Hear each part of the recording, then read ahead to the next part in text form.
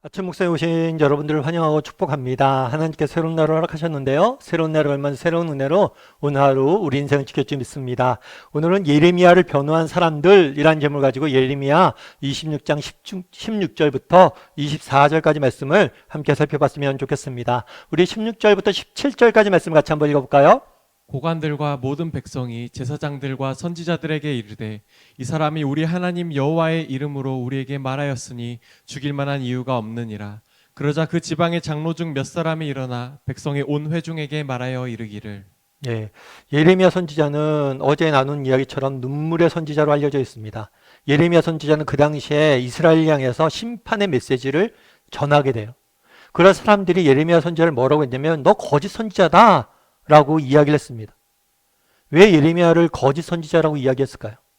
그런 거죠. 네가 어떻게 하나님의 선지자인데 우리가 바벨론한테 패할 거라고 이야기하냐? 어떻게 너가 하나님의 선지자인데 하나님의 집인 성전이 무너질 거라고 예언하느냐? 성전 기물이 뺏길 거라고 이야기하느냐? 말도 안 된다는 거예요. 예를 들면 그런 거죠. 한일전이 일어났어요. 그럼 누구 편을 들어야 되냐는 거예요. 한국 편을 들어야지 네가 어떻게 일본 편을 드냐? 너는 가짜다. 라는 거짓 선지자라는 비난이 일어났습니다. 그런데 이렇게 비난이 일어나자 예레미야를 변호하던 사람들이 있었어요. 그건 누구냐면 고관들. 이 고관들은 재판을 주관하고 배판을 이제 이끄는 그런 사람들이에요. 이 고관들이 아니다. 예레미야의 말에 우리가 귀 기울여 들어야 된다라고 이야기한 거예요. 그럼 왜 들어야 된다고 이야기했을까요?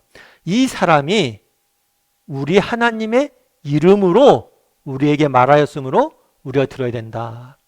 다르게 말하면 이 말의 근거가 어디냐는 거예요. 예레미야는 자신의 생각과 판단, 내 생각을 보니까 저들과 싸워서 우리 못 이깁니다. 이렇게 이야기한 게 아니에요. 하나님께서 주신 말씀을 그대로 전했다는 거예요. 그렇기 때문에 우리는 뭘 해야 된다는 거예요? 들어야 된다는 거예요. 그래서 이 고관들이나 재판을 맡았던 사람들은 정말 인간의 생각이나 판단보다 뭘 높이 두고 있는 거예요, 지금요? 하나님의 말씀을 더 높이 이렇게 두고 있는 거예요.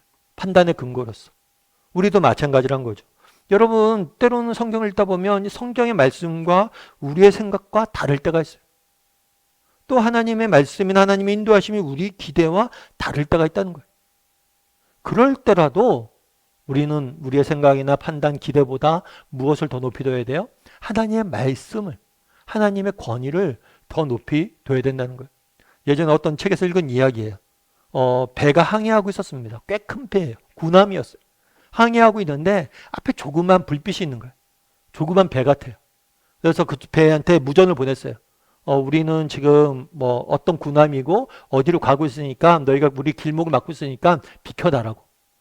그랬더니 거기서 타전이 오는 거야. 우리 못 비킨다고. 아니, 니네가 왜 못 비키냐고. 이 큰 배가 간다. 너희가 비키라고. 그랬더니 그쪽에서 뭐라고 했냐면 우리는 못 비킨다고. 왜냐하면 우리는 등대라고. 여러분, 등대가 비켜야 됩니까? 배가 비켜야 됩니까?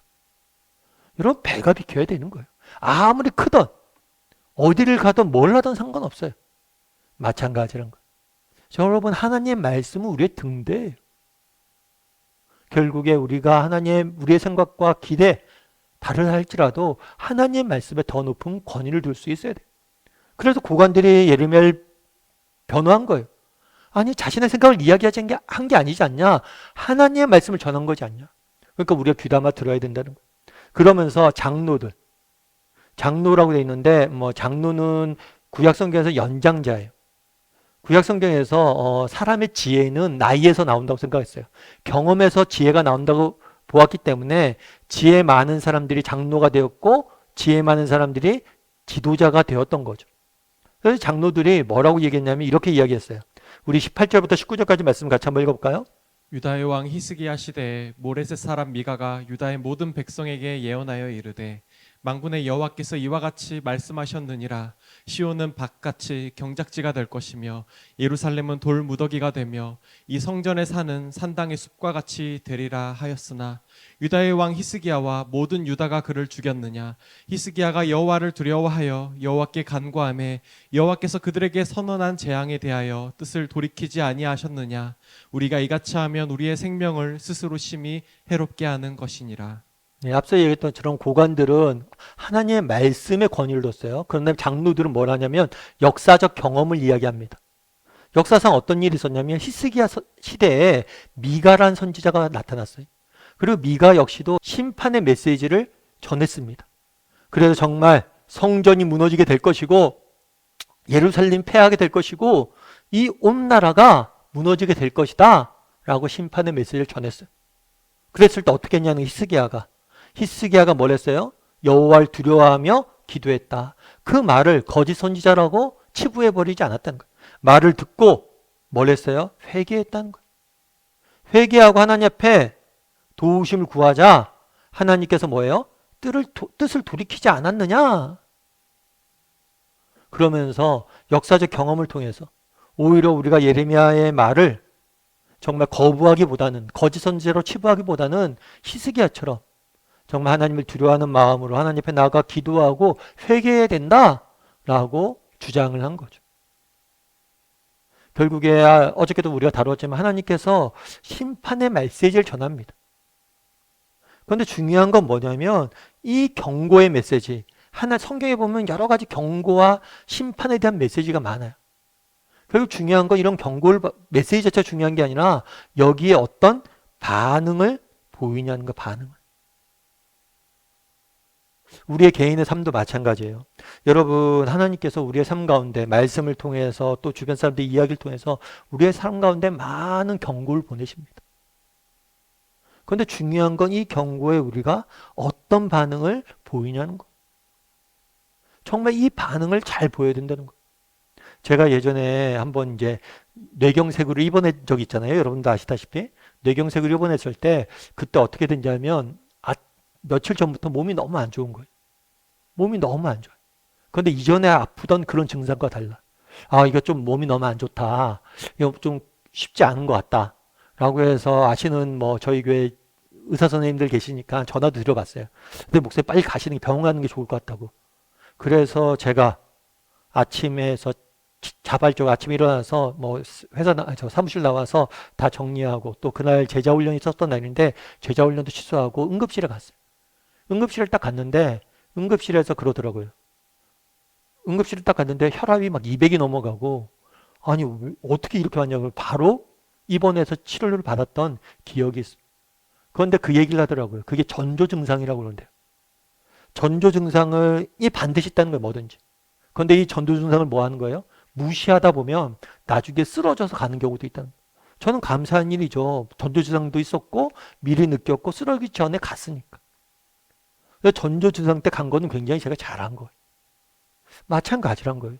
정말 하나님께서 우리에게 계속 무슨 메시지를 보내요? 경고의 메시지를 보내고 우리 삶에 전조를 보내주세요.